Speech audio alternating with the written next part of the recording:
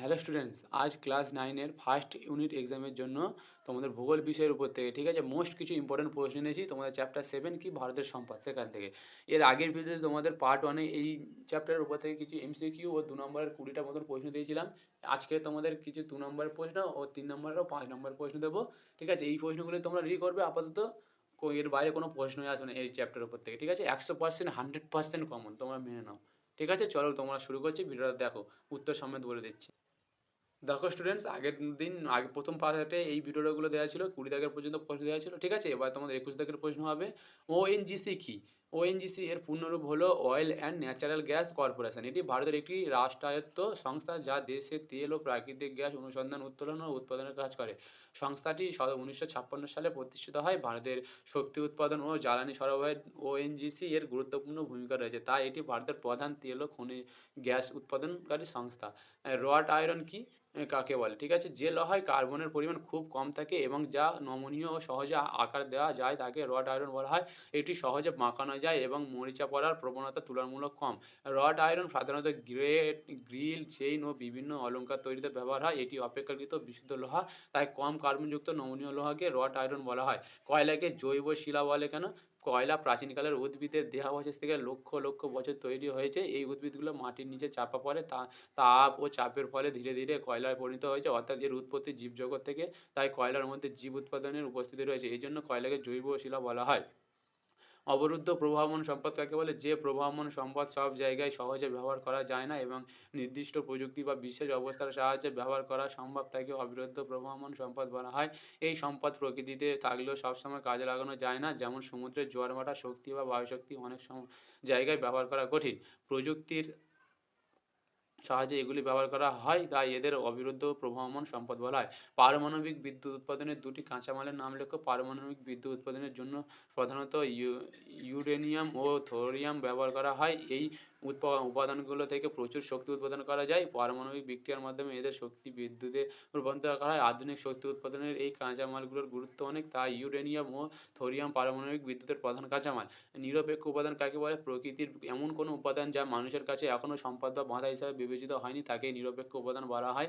মানুষের জ্ঞান ও প্রযুক্তির অভাবে এগুলোর ব্যবহার তখনও জানা যায় না, কিন্তু ভবিষ্যতে মানুষের প্রয়োজন অনুযায়ী এগুলো সম্পদে পরিণত হতে পারে, অর্থাৎ এগুলোর সম্ভাব্য সম্পদ হিসেবে থাকতে পারে, তাই এদের নিরপেক্ষ উপাদান বলা হয়। স্পঞ্জ লোহা কাকে বলে? লোহা আকরিককে বিশেষ প্রক্রিয়ায় কখনো গলানো ছাড়াই সরাসরি হ্রাস করে যে ছিদ্রযুক্ত লোহা তৈরি করা হয় তাকে স্পঞ্জ লোহা বলা হয়। এর গঠন স্পঞ্জের মতো হয়, এই নাম দেওয়া হয়েছে কি এতে লোহার পরিমাণ বেশি থাকে এবং এটি ইস্পাত শিল্পে ব্যবহার হয়। আধুনিক লোহা ও ইস্পাত শিল্পে এর গুরুত্ব অনেক, তাই এই ছিদ্রযুক্ত লোহাকে স্পঞ্জ লোহা বলা হয়। সম্পদের বৈশিষ্ট্য থেকে যে উপাদান মানুষের প্রয়োজন পূরণ করতে পারে তাকে সম্পদ বলা হয় এবং এর কিছু গুরুত্বপূর্ণ বৈশিষ্ট্য থাকে। সম্পদের উপযোগিতা থাকতে হয় এবং তা মানুষের কল্যাণে ব্যবহার হয়। সম্পদের মূল্য মানুষের চাহিদা ও প্রযুক্তির উপর নির্ভর করে। মানুষের জ্ঞান দক্ষতার মাধ্যমে অনেক বস্তু সম্পদে পরিণত হয়। এই উপযোগিতা ও ব্যবহারযোগ্যতাই সম্পদের প্রধান বৈশিষ্ট্য। কয়লার শ্রেণীবিভাগ করো। কয়লাকে সাধারণত কার্বনের অপরিমাণ ও গুণাগুণের ভিত্তিতে কয়েকটি ভাগে ভাগ করা যায়। প্রধানত 4 প্রকারের কয়লা দেখা যায়: পিট, লিগনাইট, বিটুমিনাস ও অ্যান্থ্রাসাইট। পিট হলো সবচেয়ে নিম্নমানের কয়লা এবং অ্যান্থ্রাসাইট সবচেয়ে উন্নত মানের কয়লা। এই শ্রেণীবিভাগে কয়লার গঠন ও দাব উৎপাদনের ক্ষমতার উপর নির্ভর করে, তাই কয়লাকে এই 4 ভাগে ভাগ করা হয়। সাগর সম্রাট ও সাগর বিকাশ কি? সাগর সম্রাট ও সাগর বিকাশ হলো সমুদ্রের নিচ থেকে তেল ও প্রাকৃতিক গ্যাস উত্তোলনের জন্য ব্যবহৃত অফশোর ড্রিলিং রিগ বা যন্ত্র। এগুলো ভারতের তেল অনুসন্ধানের কাজে ব্যবহার হয় এবং ওএনজিসি পরিচালনা করে। সমুদ্রের গভীর খনিজ তেল অনুসন্ধান ও উত্তোলনে এদের গুরুত্বপূর্ণ ভূমিকা রয়েছে, বিশেষ করে মুম্বাই হাই অঞ্চলের এই যন্ত্রগুলো ব্যবহার হয়েছে, তাই এগুলো সমুদ্রের তেল উত্তোলনের ড্রিলিং প্ল্যাটফর্ম। জ্ঞান হলো সম্পদের জননী। ব্যাখ্যা করো। মানুষের জ্ঞান ও প্রযুক্তির সাহায্যে প্রকৃতির বিভিন্ন উপাদান সম্পদে পরিণত হয়, তাই বলা হয় জ্ঞান হলো সম্পদের জননী। অনেক প্রাকৃতিক বস্তু প্রথমে মানুষের কাছে তেমন মূল্যবান ছিল না, কিন্তু মানুষের জ্ঞান ও দক্ষতার উন্নতির ফলে সেগুলি ব্যবহারের আবিষ্কৃত হয়েছে। উদাহরণস্বরূপ, পেট্রোলিয়াম একসময় তেমন কাজে লাগতো না, কিন্তু পরে তা গুরুত্বপূর্ণ জ্বালানিতে পরিণত হয়েছে, তাই মানুষের জ্ঞানই নতুন সম্পদ সৃষ্টির প্রধান উৎস। খনিজ তেলকে তরল সোনা বলা হয় কেন? খনিজ তেলকে তরল সোনা বলা হয় কারণ এর অর্থনৈতিক মূল্য ও গুরুত্ব অত্যন্ত বেশি। আধুনিক শিল্প, পরিবহন ও বিদ্যুৎ উৎপাদনে খনিজ তেলের ব্যাপক ব্যবহার হয়েছে। এটি থেকে পেট্রোল, ডিজেল, কেরোসিন সহ বিভিন্ন জ্বালানি তৈরি হয়েছে। অনেক দেশের অর্থনীতি এই তেলের উপর নির্ভরশীল, তাই এই মূল্যবান গুরুত্বের জন্য খনিজ তেলকে তরল সোনা বলা হয়। ঠিক আছে, এবার ৩ দাগের ৩ নম্বরের প্রশ্ন, ঠিক আছে? এই প্রশ্নগুলো দেখে নাও। অচিরাচরিত শক্তির ব্যবহার দ্রুত বৃদ্ধি পাচ্ছে কেন? অচিরাচরিত শক্তির ব্যবহার দ্রুত বৃদ্ধি পাচ্ছে কারণ প্রচলিত শক্তির উৎস যেমন কয়লা, পেট্রোলিয়াম ধীরে, ধীরে শেষ হয়ে যাচ্ছে। এছাড়া এগুলো পরিবেশ দূষণও সৃষ্টি করে। অ অচারে অ অচিরাচরিত শক্তি যেমন সৌরশক্তি, বায়ুশক্তি ইত্যাদি পরিবেশ বান্ধব এবং পুনঃ বিকরণযোগ্য। এগুলো দীর্ঘদিন ধরে ব্যবহার করা তাই বর্তমানে অচিরাচরিত শক্তির ব্যবহার দ্রুত বৃদ্ধি পাচ্ছে। ঠিক আছে? তারপরের প্রশ্ন, পুনর্ভাব ও অপুনর্ভাব সম্পদের ৩ টি পার্থক্য লেখো। পুনর্ভাব সম্পদ হলো সেই সম্পদ যা স্বাভাবিক প্রাকৃতিক প্রক্রিয়ায় আবার সৃষ্টি হতে পারে। কিন্তু অপুনর্ভাব সম্পদ একবার ব্যবহার করলে সহজে পুনরায় সৃষ্টি হয় না। পুনর্ভাব সম্পদ দীর্ঘদিন ধরে ব্যবহার করা সম্ভব। কিন্তু অপুনর্ভাব সম্পদ ধীরে, ধীরে নিঃশেষ হয়ে যায়। বন, জল ও মাটি পুনর্ভাব সম্পদের উদাহরণ, আর কয়লা, পেট্রোলিয়াম ও প্রাকৃতিক গ্যাস অপুনর্ভাব সম্পদের উদাহরণ। এইভাবেই ২ ধরনের সম্পদের মধ্যে পার্থক্য দেখা যায়। মানব সভ্যতার উন্নতির সঙ্গে, সঙ্গে পৃথিবীতে নিরপেক্ষ উপাদানের সঙ্গে হ্রাস পাচ্ছে। বুঝিয়ে দাও। মানব সভ্যতার উন্নতির সঙ্গে, সঙ্গে মানুষের জ্ঞান ও প্রযুক্তির উন্নতি ঘটছে। ফলে আগে যেসব উপাদানের ব্যবহার মানুষ জানত না সেগুলোর ব্যবহার আবিষ্কার হচ্ছে। এর ফলে অনেক নিরপেক্ষ উপাদান সম্পদে পরিণত হচ্ছে। তাই সময়ের সাথে, সাথে নিরপেক্ষ উপাদানের সংখ্যা কমে যাচ্ছে। অর্থাৎ মানুষের জ্ঞান বৃদ্ধির সাথে, সাথে নিরপেক্ষ উপাদান ধীরে, ধীরে সম্পদে রূপান্তরিত হচ্ছে। ৪ থেকে বসে থাকা সম্পদ সংস্কারের ৩ টি পদ্ধতি লেখো। সম্পদ সংরক্ষণ করার জন্য সঠিক ও পরিকল্পিত ব্যবহার করার প্রয়োজন। অপচয় কমিয়ে সম্পদকে যত্ন সহকারে ব্যবহার করতে হবে। করতে হবে। বন সংরক্ষণ, পুনর্ব্যবহার এবং পুনঃচক্রায়নের মাধ্যমে অনেক সম্পদ রক্ষা করা যায়। এছাড়া বিকল্প শক্তির ব্যবহারও সম্পদ সংরক্ষণে সাহায্য করে। তাই সচেতন ও পরিকল্পিত ব্যবহারের মাধ্যমে সম্পদ সংরক্ষণ করা সম্ভব।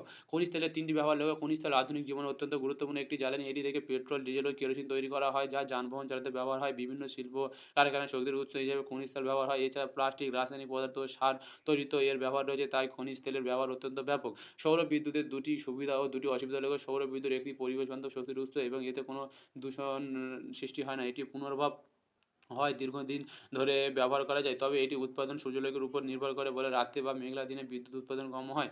এছাড়া সৌর বিদ্যুৎ উৎপাদনের যন্ত্রপাতি স্থাপন করতে প্রথমে বেশি খরচ লাগে। আর তাই এর কিছু সুবিধা ও অসুবিধা দুটোই রয়েছে। চিরাচরিত শক্তি বা প্রচলিত বা চিরাচরিত বা অপ্রচলিত শক্তির মধ্যে পার্থক্য লেখো। চিরাচরিত শক্তি হলো সেই শক্তির উৎস যা বহুদিন ধরে ব্যবহার হয়ে আসছে, যেমন কয়লা, পেট্রোলিয়াম ও প্রাকৃতিক গ্যাস। অচালিত শক্তি জন্তু হলো তুলনামূলক নতুন শক্তির উৎস, যেমন সৌরশক্তি, বায়ুশক্তি ও জোয়ার ভাটা শক্তি। চিরাচরিত শক্তি সাধারণত অপুনর্ভব এবং পরিবেশ দূষণ সৃষ্টি করে। কিন্তু অপরিচালিত শক্তি সাধারণত পুনর্ভব এবং পরিবেশ বান্ধব। তাই ২ ধরনের শক্তির মধ্যে এই পার্থক্য দেখা যায়। সম্পদ সংরক্ষণের প্রয়োজনীয়তা কি? সম্পদ সংরক্ষণ প্রয়োজন কারণ পৃথিবীর অনেক সম্পদ সীমিত এবং ধীরে, ধীরে নিঃশেষ হয়ে যাচ্ছে। মানুষের ক্রমবর্ধমান চাহিদার কারণে সম্পদের ব্যবহারও বাড়ছে। যদি সম্পদের সংরক্ষণ না করা যায় তবে ভবিষ্যতের প্রজন্ম এই সম্পদ থেকে বঞ্চিত হতে পারে। পরিবেশ ভারসাম্য রক্ষার জন্য সম্পদ সংরক্ষণ জরুরি। তাই সচেতনভাবে সম্পদ ব্যবহার ও সংরক্ষণ করা প্রয়োজন। দক্ষিণ ভারতে জলবিদ্যুৎ উৎপাদন বেশি হয় কেন? দক্ষিণ ভারতে বহু পাহাড়ি অঞ্চল ও দ্রুতগামী নদী রয়েছে যা জলবিদ্যুৎ উৎপাদনের জন্য উপযোগী। এই অঞ্চলে বর্ষাকালে প্রচুর বৃষ্টিপাত হয় এবং নদীগুলিতে জলপ্রবাহ বেশি থাকে। পাহাড়ি ঢাল থাকার কারণে জলবিদ্যুৎ দ্রুত নিচে নেমে আসে এবং শক্তি উৎপাদনে সহজ হয়। এছাড়া অনেক বাঁধ ও জলবিদ্যুৎ কেন্দ্র নির্মাণ করা হয়েছে, তাই দক্ষিণ ভারতে জলবিদ্যুৎ উৎপাদন বেশি হয়। বায়ুশক্তির ব্যবহারের ৩ টি অসুবিধা লেখো। বায়ুশক্তি সব জায়গায় সমানভাবে পাওয়া যায় না। এ কারণে এটি বায়ুর গতির উপর নির্ভর করে। যখন বায়ুর গতি কম থাকে তখন বিদ্যুৎ উৎপাদনও কম হয়। বায়ু চালিত বিদ্যুৎ কেন্দ্র স্থাপন করতে বড় জায়গায় প্রয়োজন হয়। এছাড়া এর যন্ত্রপাতি স্থাপন করতে প্রথমে অনেক খরচ লাগে, তাই বায়ুশক্তির ব্যবহার কিছু অসুবিধা হয়ে রয়েছে। সম্পদ সৃষ্টির উপাদানগুলির উদাহরণ দাও।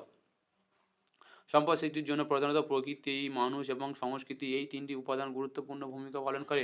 প্রকৃতি বিভিন্ন কাঁচামাল ও প্রাকৃতিক উপাদান সরবরাহ করে। মানুষ তার জ্ঞান, শ্রম ও দক্ষতার মাধ্যমে এগুলো ব্যবহারযোগ্য করে তোলে।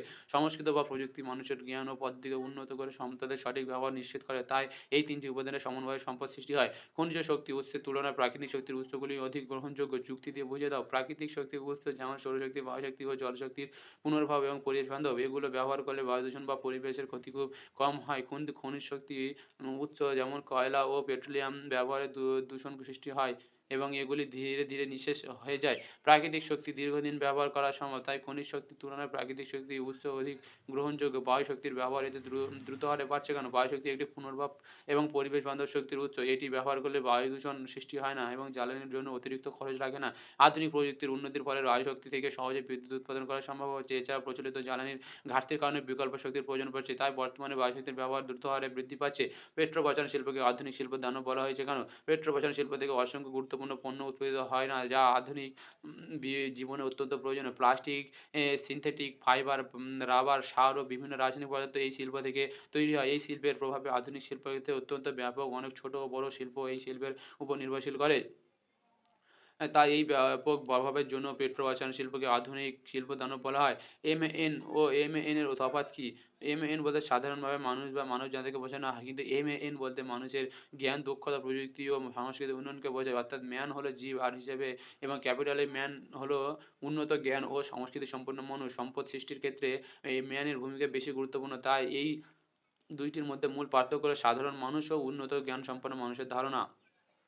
ঠিক আছে? ১৬ দাগের প্রশ্ন থেকে আমার সম্পদের কার্যকারিতা তত্ত্ব কি? এর নিয়ন্ত্রকগুলি কি, কি? সম্পদের কার্যকারিতা তত্ত্ব অনুযায়ী কোনো সম্পদের কার্যকারিতা মানুষের জ্ঞান, প্রযুক্তি ও ব্যবহারের উপর নির্ভর করে। একই সম্পদ ভিন্ন সময় ও পরিস্থিতিতে ভিন্নভাবে ব্যবহার হতে পারে। মানুষের দক্ষতা ও প্রযুক্তির উন্নতির ফলে সম্পদের কার্যকারিতা বৃদ্ধি পায়। এই তত্ত্বের প্রধান নিয়ন্ত্রক হলো মানুষের জ্ঞান, প্রযুক্তি ও চাহিদা। তাই মানুষের উন্নতির সাথে, সাথে সম্পদের কার্যকারিতাও বৃদ্ধি পায়। সম্পদের ৩ টি বৈশিষ্ট্য দেখো। সম্পদের প্রধান বৈশিষ্ট্য হলো এর উপযোগিতা থাকতে হবে যাতে মানুষের প্রয়োজন পূরণ হয়।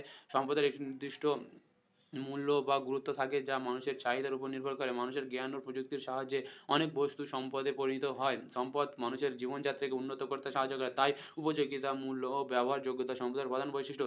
কয়লার ৩ টি ব্যবহার বর্ণনা করো। কয়লা প্রধানত জ্বালানি হিসাবে বিদ্যুৎ উৎপাদনে ব্যবহার করা হয়। লোহা ও ইস্পাত শিল্পে কয়লা থেকে তৈরি গুরুত্বপূর্ণ ভূমিকা পালন করে। বিভিন্ন শিল্প কারখানায় তাপ উৎপাদনের জন্য কয়লা ব্যবহার করা হয়। এছাড়া রাসায়নিক শিল্পেও কয়লার ব্যবহার রয়েছে।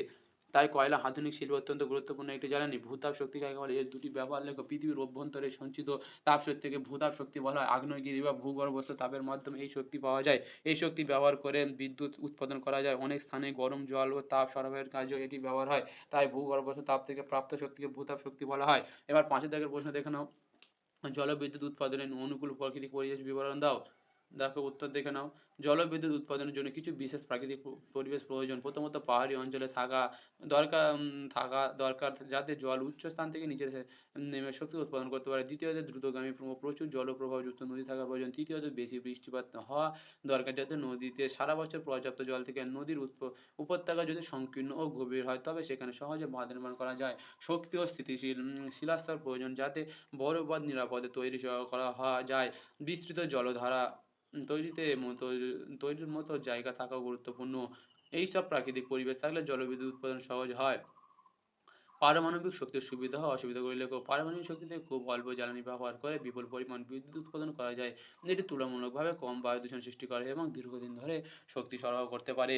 তাই আধুনিক শক্তি উৎপাদন করে উৎপাদনের গুরুত্ব অনেক। তবে পারমাণবিক বিদ্যুৎ কেন্দ্র নির্মাণ করতে প্রচুর খরচ লাগে। পারমাণবিক বর্জ্য অত্যন্ত বিপজ্জনক এবং এর নিরাপদ সংরক্ষণ কঠিন। দুর্ঘটনা ঘটলে পরিবেশ ও মানুষের জীবনে মারাত্মক ক্ষতি হতে পারে। তাই এর সুবিধার পাশাপাশি কিছু গুরুতর অসুবিধাও রয়েছে। খনিজ তেলের ব্যবহার ও গুরুত্ব লেখো। খনিজ তেল আধুনিক সভ্যতার অন্যতম গুরুত্বপূর্ণ জ্বালানি সম্পদ। এটি থেকে পেট্রোল, ডিজেল, কেরোসিন, এলপিজি তৈরি করা হয়। যানবাহন ও রান্নার কাজে ব্যবহার হয়। বিভিন্ন শিল্প কলকারখানায় শক্তির উৎস হিসেবে খনিজ তেল ব্যবহার হয়। প্লাস্টিক, সিনথেটিক ফাইবার, রাসায়নিক দ্রব্য ও সার তৈরিতে পেট্রোরসায়ন শিল্পে এর ব্যাপক ব্যবহার হয়েছে। আন্তর্জাতিক বাণিজ্য ও অর্থনীতিতেও এর অনেক গুরুত্ব অনেক। বহু দেশের অর্থনীতি এই তেলের উপর নির্ভরশীল। তাই খনিজ তেলকে আধুনিক শিল্প ও অর্থনীতির প্রধান ভিত্তি বলা হয়। পূর্ব ভারতে তাপবিদ্যুৎ কেন্দ্র অধিক মাত্রায় গড়ে উঠেছে কেন?